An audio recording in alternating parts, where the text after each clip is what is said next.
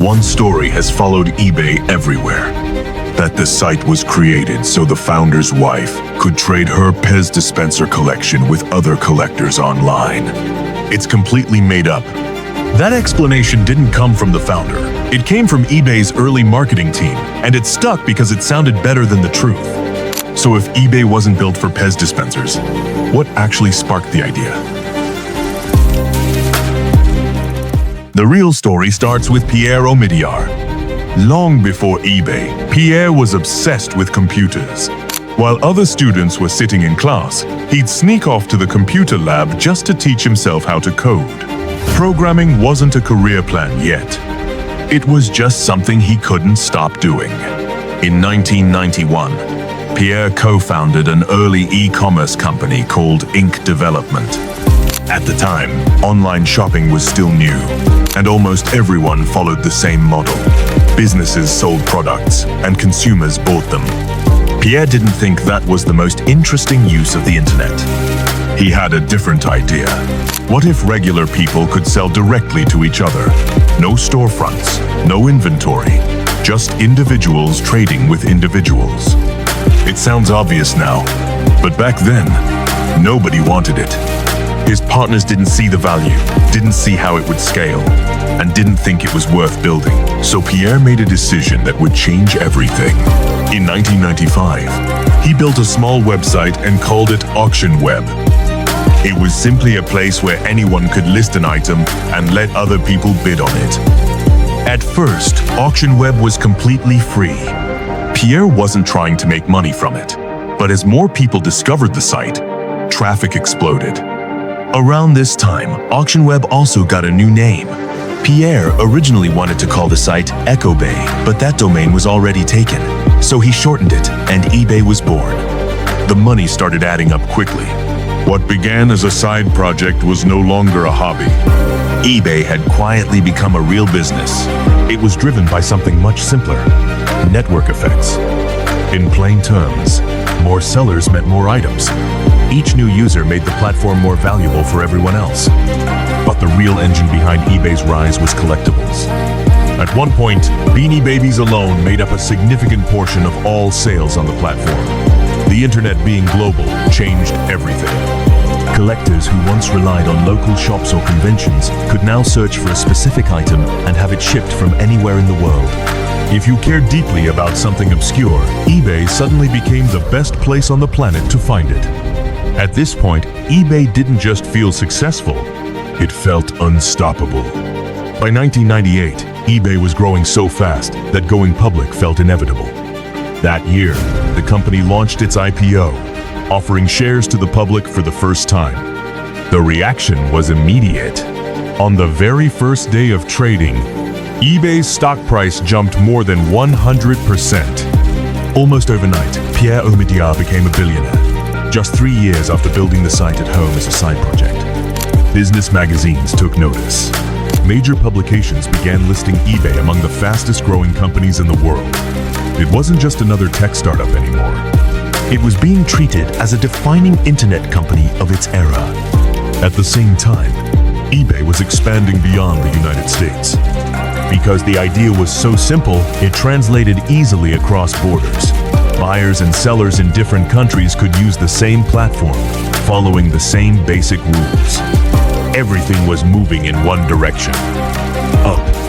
As eBay kept growing, it started expanding beyond just online auctions. The most important move came in 2002, when eBay acquired PayPal. At the time, this made perfect sense. PayPal solved one of eBay's biggest problems by making payments faster, easier, and safer for buyers and sellers. It gave eBay a second way to make money. Now eBay earned fees from marketplace transactions, and PayPal earned a percentage every time money changed hands.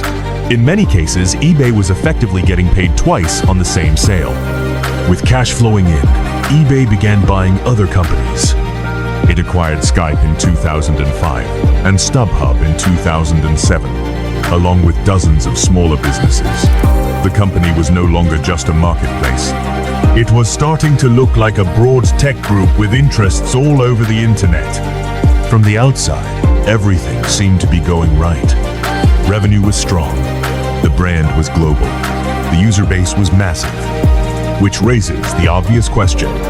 If eBay had such a huge head start, how did it end up falling behind? By 2010, it became clear that eBay wasn't the uncontested leader many had assumed it would be. In 2020, eBay's revenue was a little over $10 billion. That sounds big, until you compare it to Amazon, which brought in more than $380 billion in the same year. So what happened? Why did Amazon leap ahead while eBay plateaued? The first reason was Amazon's approach to third-party sellers. Amazon experimented with its own auction platform called Z-Shops, similar to eBay. But then Amazon made a bold move. It allowed independent sellers to list their products directly on Amazon's main product pages. Some people worried this would hurt Amazon's own sales. If a seller undercut their prices, wouldn't Amazon lose money?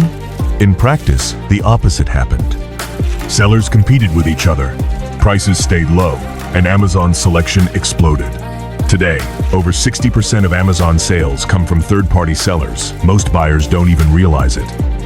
Amazon introduced Prime, next-day delivery, and even same-day shipping. Suddenly, customers expected speed. eBay, which didn't control inventory and relied on individual sellers for shipping, couldn't compete with that level of convenience. Jeff Bezos made buyer satisfaction Amazon's top priority. eBay, especially in its early years, had minimal support. Users often had to handle disputes themselves, which led to stories of empty boxes, scams, and frustrated buyers. Amazon's policy of siding with customers created loyalty. Sellers naturally followed the buyers, reinforcing Amazon's growth. These three factors combined to turn what should have been eBay's strengths, its flexible platform and community-driven model, into disadvantages. Amazon had figured out how to scale, satisfy users, and maintain control over quality in ways eBay hadn't. As Amazon pulled ahead, some of eBay's decisions started to look questionable in hindsight. In 2009, eBay sold a majority stake in Skype. At the time, it seemed reasonable, but just 2 years later, Microsoft bought Skype for more than 3 times what eBay had sold it for. It was a reminder that timing can make all the difference. Then, in 2015, eBay spun off PayPal into a separate company.